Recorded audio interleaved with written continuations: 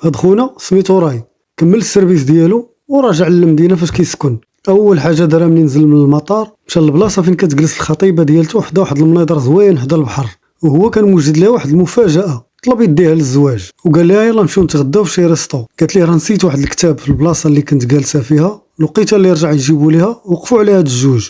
جا راي ما تسوقش ليهم ولكن هما مبغاوش يمشيو بحالهم، قال لي الا ما مشيتيش عوجتي فحال كنعوج لك وجهك. الاخر ما رضاش ودار فيها السبع ونزل ليه واحد بونقشه. راي خوا به هو يطيح على الموس ديالو، الدري مات. راي وخطيبته كيلي مشاو عند المحامي قالوا ليه لقى لينا شي حل، قال ليه والو ضروري غدوز العقوبه. وهاد السطاده بات الدري اللي مات كان في العزو، شاف المحامي ومشى دخل هو وياه للدار باش يهضروا على خاطرهم. قال ليه المحامي هذاك اللي قتل ولدك الا دابزتي معاه غادي يمرمدك، خليه حتى يدخل الحبس وديك الساعه تنتقم منه. مني مشى عند المدير ديال الحبس لقاه صاحبه، قال ليه انا بغيت نتكرفص على هاد خينا اللي قتل لي ولدي ولكن ما بغيتوش يموت، بغيتو يبقى يتعذب كل نهار وبطبيعه الحال الخلاص مسبقا. كيف ما قتل لي ولدي انا بغيتو يبقى يتمنى الموت وما يلقاش. ملي دخل للسجن لقى في الاستقبال ديالو هو والسجناء الاخرين رئيس الحرس ريكو والمساعدين ديالو فيكتور وفوكس. من بعد داو راي عند المدير قال لي انا عارفك كنتي جندي في الجيش ولكن هنا المساجين كلهم بحال بحال وما خصكش دير فوضى لا مع الموظفين ولا مع المساجين الاخرين.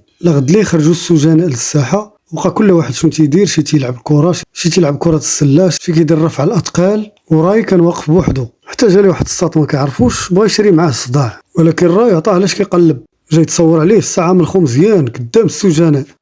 وزاد كمل عليه واحد الزعيم ديال العصابه سميتو سانتياغو، قال ليه بعد من هاد راي راح حتى هو فرد من العصابه ديالتي. من بعد سانتياغو قال لراي شنو رايك تولي فرد من العصابه ديالتي، هكذا تهنى من كاع المشاكل اللي غتلقاها هنا في الحبس. من بعد جا هاد ويليام قال ليه من اليوم تولي تخدم في المكتبه حتى تدوز فتره العقوبه ديالك. المكتبه كان المشرف عليها سجين حتى هو وسميتو ديفيد، 20 عام وهو هنا. قال راي رد البال، راه الحرس هنا كيعاقبوا على اقل حاجه. ملي رجع راي للزنزانه ديالو لقى داك الحارس ريكو والمساعدين ديالو فيكتور وفوكس كيقلبوا ليه في حوايجو حتى لقاو الصوره ديال الخطيبه ديالته. بقى ريكو كيتمرقن به وكيستهزأ منه ومن خطيبته حتى راي فقد الاعصاب ديالته وتلاح عليه واحد الكروشي، ولكن الحراس بلوكاوه مع الحيط. شويه جا ريكو وبقى عليه بالهضره باش يعصبو، ساعه هو برد الاعصاب ديالو ودار عقلو حتى صدق ريكو هو اللي تعصب. زاد كيستفزو ولكن راي بقى مهدن وما مسوقش. هنا ريكو سخط وطلعت ليه الجمره وبدا على راي بالعصا. تدخل واحد من المساعدين ديالو قال لي راه غيموت لك وتحل فيه. الغد ليه راي دخل تحمم مع راساتو ويجي واحد الصاد صيفطو المدير ديال السجن جا باش يتعدى على راي وعلمو الاصول ديال السمع والطاعه في هذا السجن، ولكن راي هو اللي علمو الرجال اش كيسواو. ضربه وحده غيب. من بعد جاو الحراس شدوه داوه عند المدير. داك الحارس ريكو مع مخلص ضربوا رجليه حتى عض في الارض. قال ليه المدير ياك حذرتك باللي ممنوع تاذي شي حد، ما فراسك شنو كيوقع اللي كيكسر كلامي. وعطى اشاره للحراس وبقاو كيضربوا فيه حتى غيب.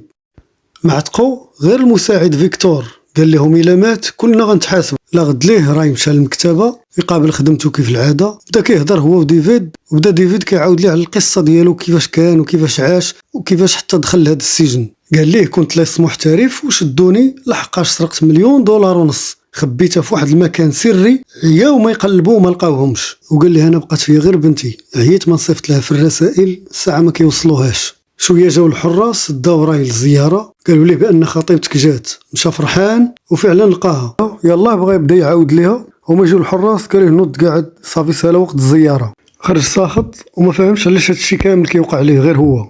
مشاكل هادي. مشى للمكتبه وعاود كل شيء لديفيد. ديفيد قال ليه من نهار دخلت هنا ما عندي حتى مشكل مع حتى شي حد، ولكن انت الا كان عندك هاد الصداع مع هاد الحراس صافي ما عندي ما ندير بيك. وراي عصبو هاد الكلام وخرج بدل ساعه بختها. راي مشى عند سانتياغو قال لي انا فكرت مزيان وقررت نخدم معاك وهكذا على الاقل غادي يبقى في الامان من الصداعات والمشاكل، وإلا جبدوا شي حد غادي يدبر عليها مع زعيم العصابه. النهار اللي بعدو كانوا في الساحه ديال السجن. شويه جا هاد الديناصور شد هاد الضعيف مسكين دقدقو عصا. هادشي كامل باش يرضي المدير ديال السجن، كان غيصفيها ليه ولكن راي تدخل وشد هذاك الديناصور مسح به الارضيه ديال ديك الساحه. بقى عليه هادي تنفع هادي تضر حتى وطاه مع الارض. هو ما رضاش وناض بغى يضرب واحد الموس، ولكن جاو الحراس داوه هو وداك الضعيف للحبس الانفرادي.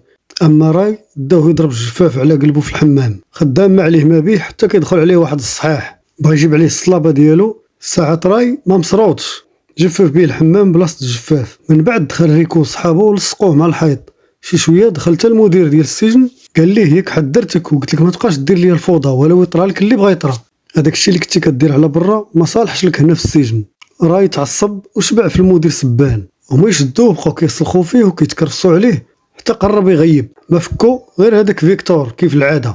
من بعد مشاو الحراس للبيرو ديالهم يرتاحوا يشربوا شي قهوه. فيكتور قال لهم هادشي اللي كديروا مع راي انا موافقش عليه. شي نهار طرا شي جريمه هنا نوليو حاصلين كاملين. هادشي راه مخالف للقانون.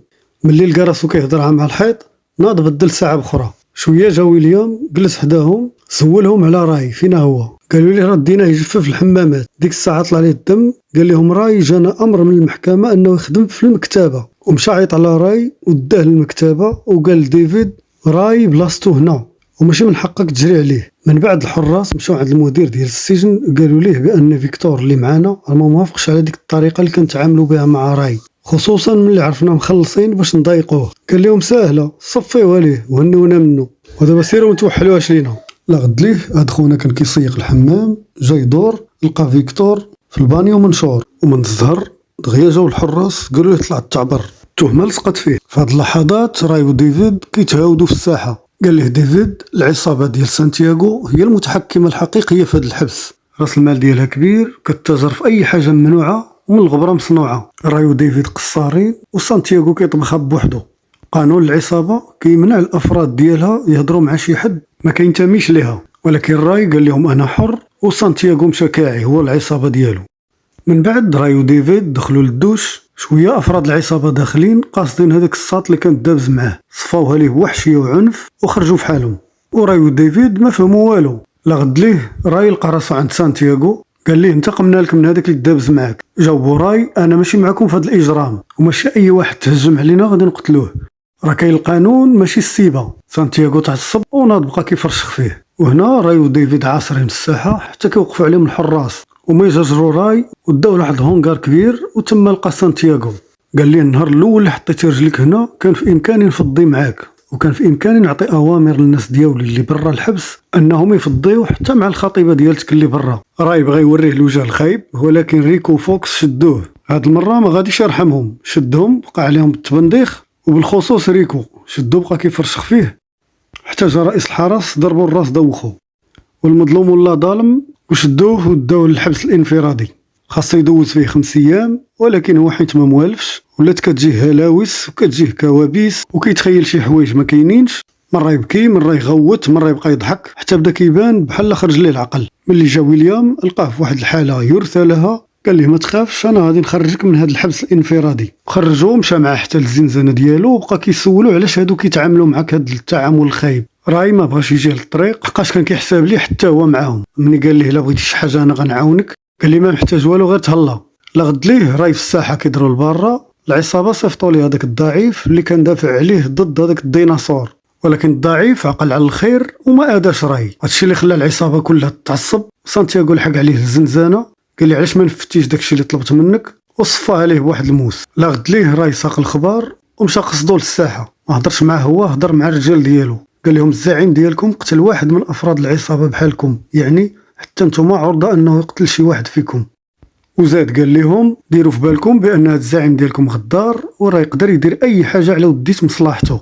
ناض واحد من الاتباع ديالو بغى يدابز مع راي الساعه كلات فرشيخه ديال الصح. بطبيعه الحال سانتياغو ولا كيحس بالتهديد لان المكانه ديالو تزعزعت. هو يتحدى راي قال لي ندخلوا انا وياك في قتال الراس الراس واللي ربح فينا يبقى هو الزعيم. راي قال ليه مرحبا طلبتي غير الموجود. وديك الساعه شبعوا عمود. سانتياغو عيام يحاول يدافع على راسو ويحافظ على المكانه ديالو ولكن راي كان مجهد عليه. كان كيلعب ليه في وجهه بحال الصاك. حتى في واحد القيته شدو خنقو كان غيقتلو ولكن ملي شافو استسلم خافوا لا يموت ليه في يديه. وديك الساعه طلقوا. سانتياغو من طاح لقى واحد الموس وناض ديك الساعه بغى يغدر به راي اللي كان عاطيه بالظهر ولكن ديفيد هو اللي خدا الدقه بلاصتو. وكانت هذه فرصه لواحد السجين اخر كان سانتياغو فايد ظالمو وانتقم منه وسط هاد الفوضى.